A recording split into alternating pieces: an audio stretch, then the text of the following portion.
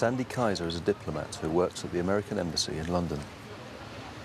What exactly do you do?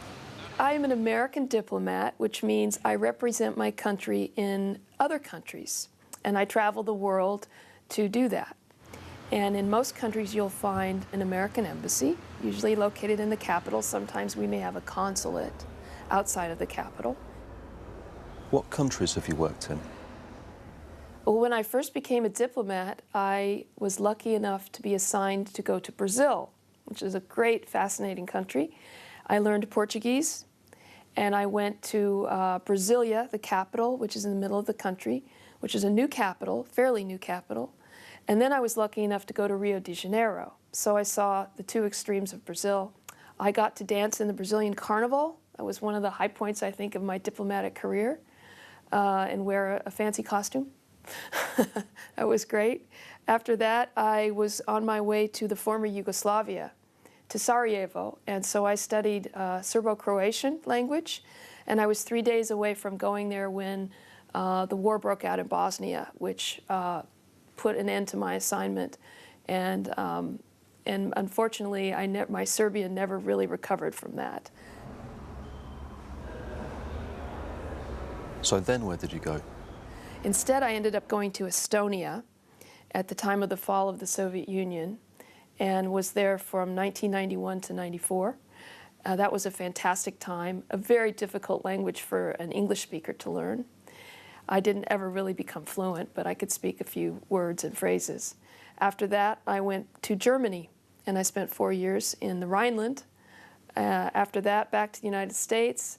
Then after that, I went to Greece. And before I went to Greece, I studied Greek language for a year, which was very interesting for an English speaker because we have so many words in English that come from Greek.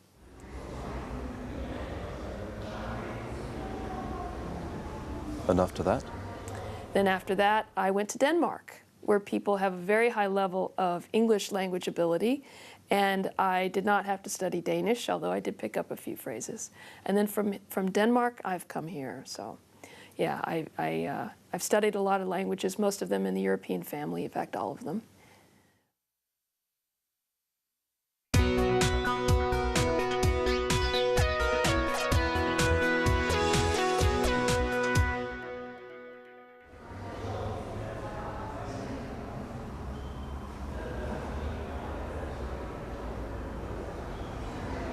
How long have you been in London?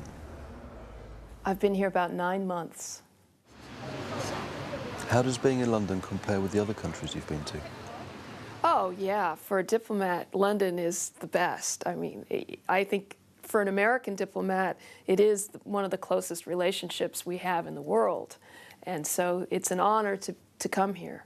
As President Obama said recently, it still is very much the special relationship, and it's absolutely center to everything America wants to accomplish in the world. So it's a wonderful place to be. What do you like best about the UK? I like very much the British village, the way a village functions in Britain. The way that the villages have evolved over time has been in a way that permits you to live perhaps on the edge of countryside, but yet still be able to walk to the pharmacy or walk to a grocery store. And I really like that. I think that is a big difference, and it's something I think that Americans can learn from. What don't you like about life in the UK? I come from the western part of America, which is the most lightly populated part of the United States. And I am used to having lots of space and lots of, big open vistas. There aren't that many places in Britain that you could really have that sense of being alone in a wilderness. One big thing that strikes me in terms of difference is the cost of living is very, very high here. In America, we tend to earn a bit more for similar professions, and we pay a lot less for rent, for groceries, for almost everything. What problems do you think a British person would have going to live in the US? I think there would be aspects to America that would probably be puzzling, especially when you feel familiar with the culture, because in Britain, of course, people watch a lot of American television. And even though they know that it's what you see on TV is not true, somehow there's a part of your brain that buys it anyway. And so I feel when British people come to America, they're often pleasantly surprised because we're not as violent or as extreme as television shows us to be. I think most British people, when they come to America, actually feel very comfortable, perhaps a little relieved, too.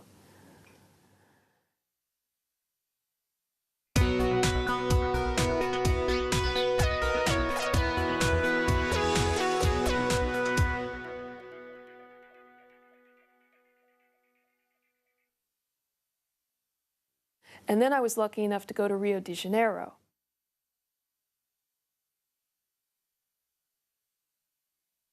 That was one of the high points, I think, of my diplomatic career.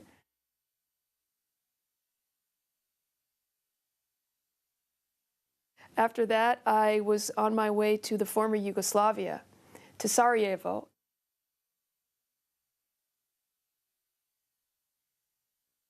Instead, I ended up going to Estonia.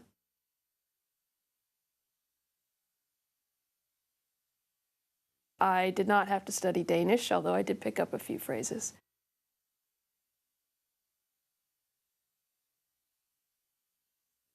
One big thing that strikes me in terms of difference is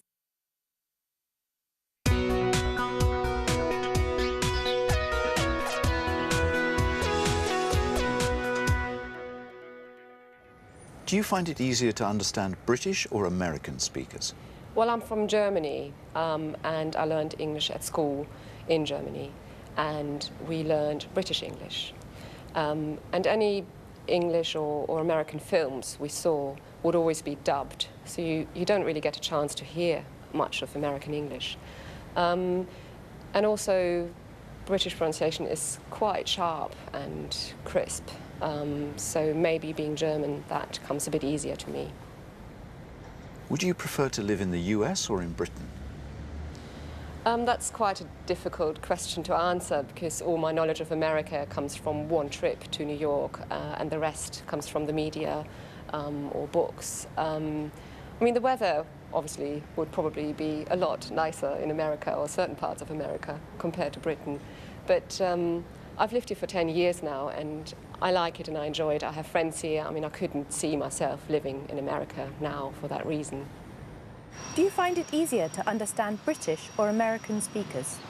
I think I prefer English people because they speak more slowly than the Americans, and they make a few pauses when they speak. Would you prefer to live in the US or in Britain? Maybe in the US. Fine weather, bigger country, lots of people from everywhere in the world. Yeah. Do you find it easier to understand British or American speakers? I find it easier to understand British speakers because I learned British English in school while I was in Italy. Would you prefer to live in the US or in Britain? I have lived in both countries, but I think Britain is easier for me because of the similarities with Italian culture in the European sort of continent. Do you find it easier to understand British or American speakers? I would say American English because I'm from Sweden and we have a lot of shows and TV shows, that is, and movies from America. And you hear it more often because you don't really dub the shows in Sweden, so it's a natural part of life, I would say. Would you prefer to live in the US or in Britain? I would say at the moment the US. I'm here looking for a job in New York. I lived here last year too. But when it comes to the long run, I would say the UK. I definitely prefer the political system there, and I think it's more similar to Sweden. I would definitely prefer that.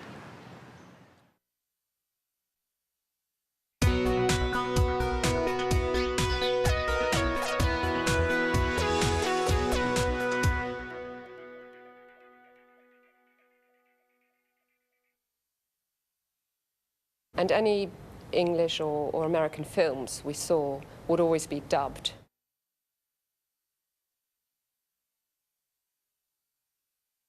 you don't really get a chance to hear much of American English.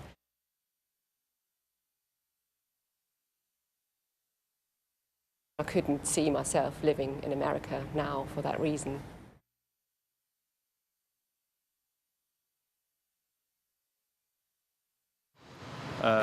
Lots of people from everywhere in the world.